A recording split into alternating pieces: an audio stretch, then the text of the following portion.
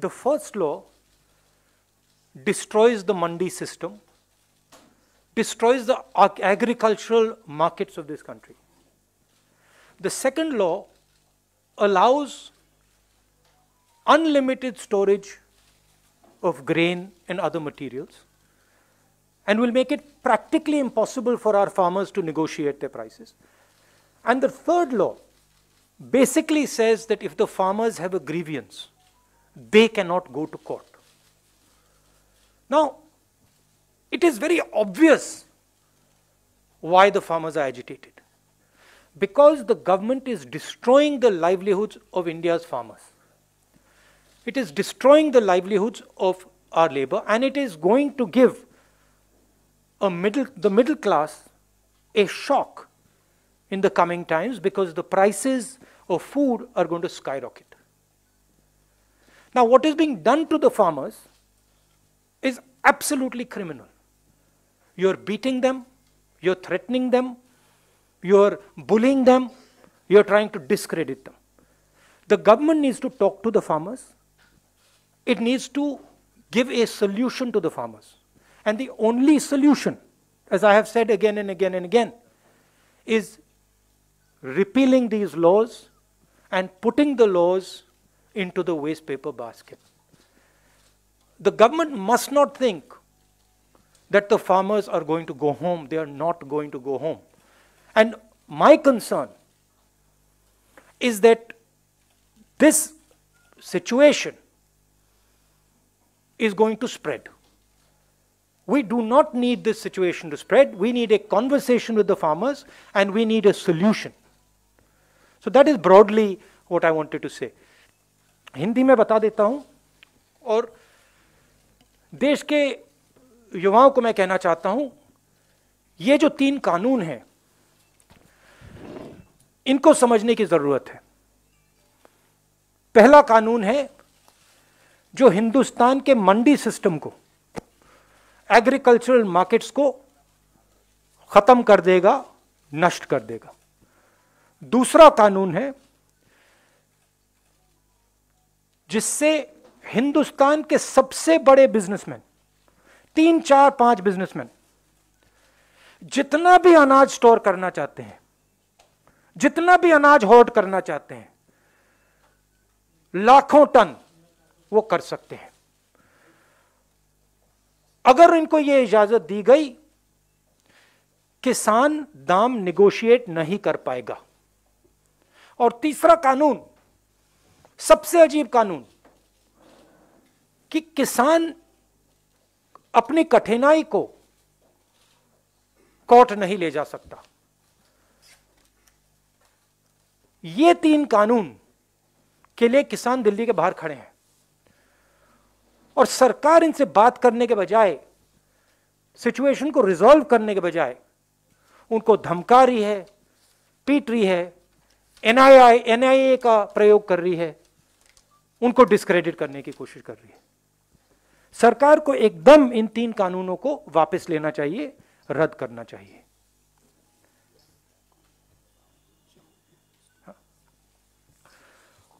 और आज जो हो रहा है शंभू बॉर्डर पे, जो सरकार इन पे आक्रमण कर रही है, को मार रही है, ये बिल्कुल गलत है। अब आपके सवाल। Thank you sir.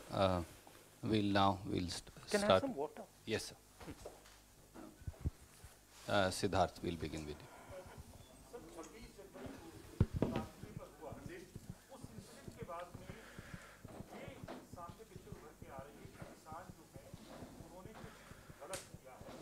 आप मुझे एक बात बताइए, किसानों को, 50 किसानों को रेड फोर्ट के अंदर किसने जाने दिया और क्यों जाने दिया? क्या होम मिनिस्ट्री का काम नहीं है कि रेड फोर्ट पे इनको नहीं जाना चाहिए, अलाउ करना चाहिए? उसके लिए कौन जिम्मेदार है? सीधी सी बात है। उनको क्यों अंदर जाने दिया? किसने अंदर जाने दिया? होम मिनिस्टर से जाके पूछिए। और उसके पीछे क्या आइडिया था, किस प्रकार अलाउ किया गया, वो भी पूछ लीजिए। Sanjeev,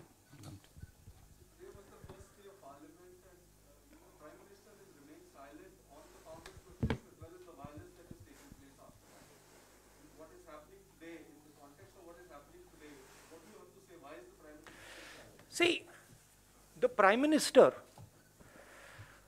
as I said in a speech in Kerala, this is the biggest transfer of wealth. The biggest transfer of wealth from the largest number of people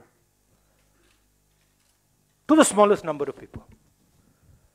You have seen what has happened in COVID. During COVID, the poor have got poorer, and a handful of rich people, 5, 6 rich people, have just got richer and richer and richer and richer. This anger that you're seeing among the farmers, this is that anger.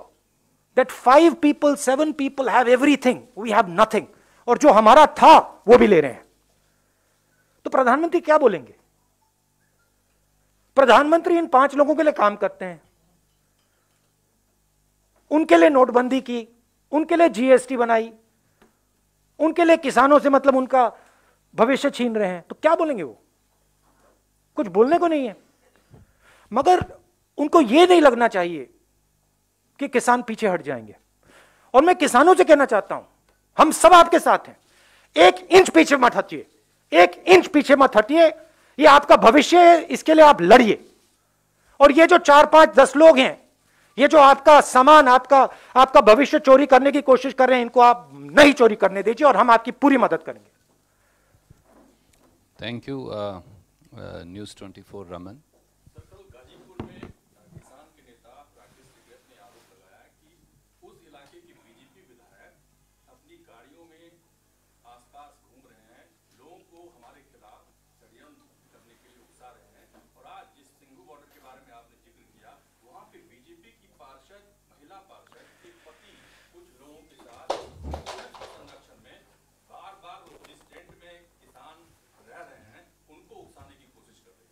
देखिए, ये गलत फहमी है BJP को.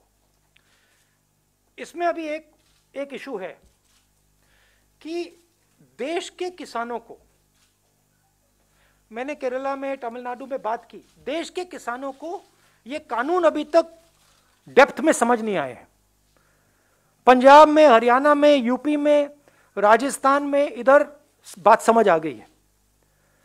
प्रधानमंत्री को यह नहीं सोचना चाहिए कि यह आंदोलन यहां रुकेगा. यह आंदोलन, मैं बता रहा हूं, यह आंदोलन किसानों से शहरों के अंदर जाएगा. क्योंकि सिर्फ किसान गुस्सा नहीं है. हिंदुस्तान में अब लाखों युवा हैं जिनसे इन्हीं 5-10 लोगों ने, प्रधानमंत्री ने रोजगार छीना है. उनको भविष्य नहीं दिख रहा है. ये पूरा का पूरा आंदोलन शहरों में फैलेगा. मैं प्रधानमंत्री से कह रहा हूं, उससे नुकसान होने वाला है, देश का नुकसान होने वाला है.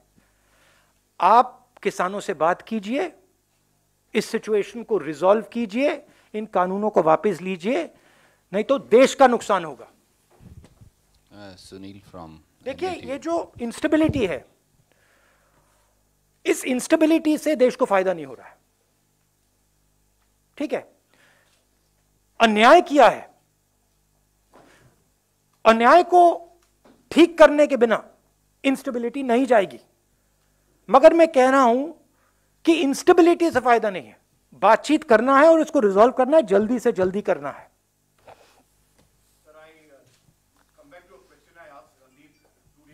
Yeah. Did he not answer it? He answered it, but I want to give you all the boss. There's a pattern. If you saw the JNU attack, there was a very concerted attempt of Desh Maro Galis Walo ko. It doesn't even come to my thinking, but this is basically this. And they did it in the night. Again, we saw on Red Fort Day. Today again we are seeing some incidents. So there is a pattern in terms of how there is a disruptive element that is being done. You have said the Home Minister should be asked. Don't you feel the Home Minister should resign? Somebody should take responsibility, because after the Union Jack, the British flag was brought down after India's independence in 1947.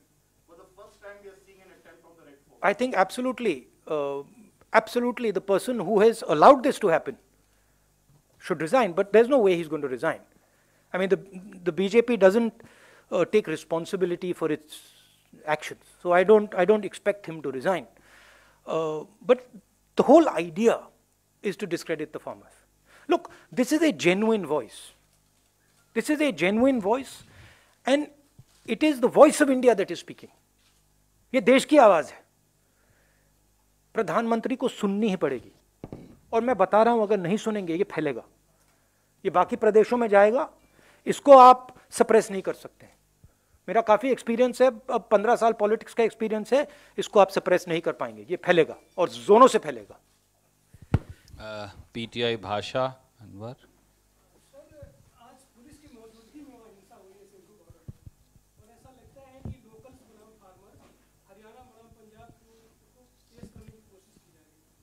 उसको क्या, उसको local बनाम farmers बताया जा रहा है कि स्थानीय लोग विरोध कर रहे हैं. हाँ हाँ. और कहीं ना कहीं कहा है कि पंजाब बनाम हरियाणा भी हो रहा है. हाँ. इस बारे में आपका क्या कहना है? और पुलिस की एक बात बताइए, ये कितने 70 दिन हो गए अप्रोक्सीमेटली? 67 दिन. ये महीनों से यहां खड़े हैं. 10-15 लोग तो नहीं है ना, लाखों लोग हैं. तो कुछ ना कुछ तो होगा, कुछ ना कुछ तो इनकी फीलिंग होगी, इनका दर्द होगा. ये सबके सब, मतलब लाखों लोग बस ऐसे ही खड़े हुए हैं क्या, बिना कोई कारण? कोई ना कोई कारण तो है. सिंपल कारण है, आप इनका भविष्य इनसे छीन रहे हो. आप हिंदुस्तान के एग्रीकल्चरल सिस्टम को तोड़ रहे हो. आप अपने 2-3 मित्रों को पूरा हिंदुस्तान का एग्रीकल्चर सिस्टम पकड़ा रहे हो, और आपको लगता है कि कुछ नहीं करेंगे. अगर आपके घर में रात को चोर आए, आप अपनी उसको रोकने की कोशिश नहीं करोगे क्या? करोगे. तो हर किसान के घर में चोर घुस रहा है, नरेंद्र मोदी जी उनको डाल रहे हैं अंदर, और नरेंद्र मोदी जी को लगता है कि किसान कुछ नहीं बोलेगा, घर चला जाएगा. कैसे? सवाल ही नहीं उठता. और चोरी सिर्फ किसानों से नहीं हो रही,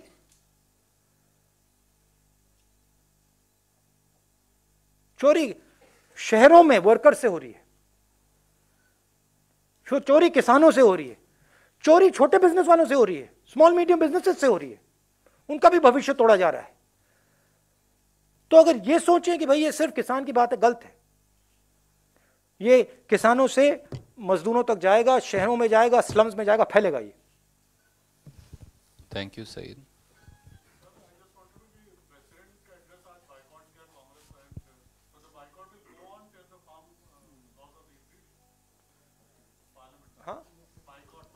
Well, that's something that we'll discuss, but we decided to boycott the president's address because we did not see the relevance of going there, and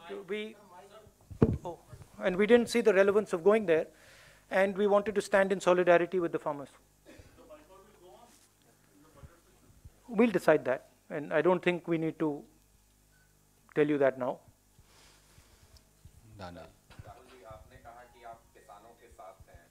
क्या ये मोरल सपोर्ट की आप बात कर रहे हैं या कांग्रेस लॉजिस्टिकली भी सपोर्ट करेगी? एक और इसी सेट है सवाल मेरा, क्या आपकी फार्मर लीडर्स से फोन के जरिए या किसी प्लेटफॉर्म पर मुलाकात या बात हुई है? देखिए, हमारा गोल है कि ये जो चोरी हो रही है, इसको मैं चोरी कहता हूं और कुछ नहीं है. ये चोरी रोकी जाए. ये हिंदुस्तान के 60% पॉपुलेशन के साथ चोरी की जा रही है, उसको हम रोकना चाह रहे हैं. जिस प्रकार से हम किसानों की मदद कर सकते हैं, जो भी उन्होंने हमसे मांगा, हम करेंगे. हम उनके साथ खड़े हैं चोरी रोकने.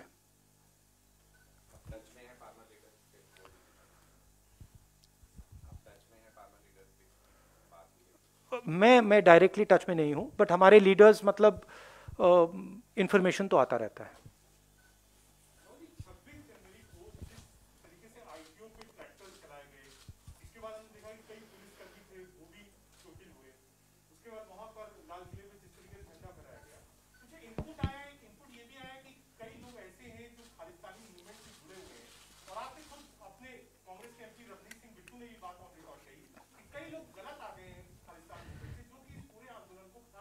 मेरा कहना है, आपने एक स्पेस खोली हुई है, आप किसानों से डिस्कस नहीं कर रहे हो। आपने मतलब एक यहां पे आंदोलन खड़ा है, पॉलिटिकल स्पेस है, आपको जल्दी से जल्दी उस स्पेस को बंद करना चाहिए। आप सरकार है, क्योंकि इससे देश का फायदा नहीं हो रहा है। तो हमारा कहना है, इसको आप जल्दी रिजॉल्व कीजिए, आप टाइम जाया मत कीजिए। इसमें जो हमारे किसान हैं उनसे आप जल्दी से जल्दी बात कीजिए और इसको रिजॉल्व कीजिए और सिचुएशन को ठंडा कीजिए, यह हमारा कहना है। उसमें 2-3 गलत प्रकार के लोग हों वो ठीक है, उन पर आप एक्शन लीजिए, मगर जो लाखों लोग खड़े हैं वो जेन्युइन लोग हैं।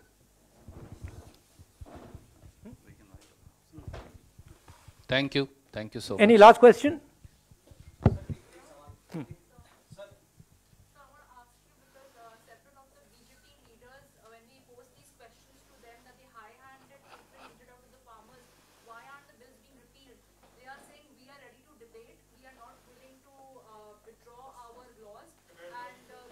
But tell me one thing, simple thing. BJP said we will withdraw these laws for 3 years, right? 2 years. If you're ready to withdraw them for 2 years, why can't you withdraw them? What is the problem?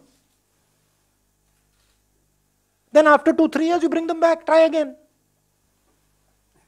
Try it again. What is the problem? If you're ready to say, I'm ready to withdraw them in 2 years, why can't you withdraw them right now and say 3 साल बाद बात करेंगे, फिर से try करते हैं। आप करो, मगर जब आप करोगे, बातचीत करके करो, किसानों से पूछ के करो। We will help you. We also agree that the agricultural system needs reform, right? But why are you being so stubborn? गलती एक्सेप्ट कर लो कि आपने फोर्सिबली डाल दिया, आपने गलती कर दी, एक्सेप्ट कर लो, कोई प्रॉब्लम नहीं है। आप 2 साल आप कह रहे हो कि 2 साल के लिए हम विड्रॉ कर देंगे, आप परमानेंटली विड्रॉ करो, 3 साल बाद आ जाओ, कहो भैया फिर से ट्राई करते हैं, हम आपकी मदद करेंगे। हमें रेजोल्यूशन चाहिए। Thank you.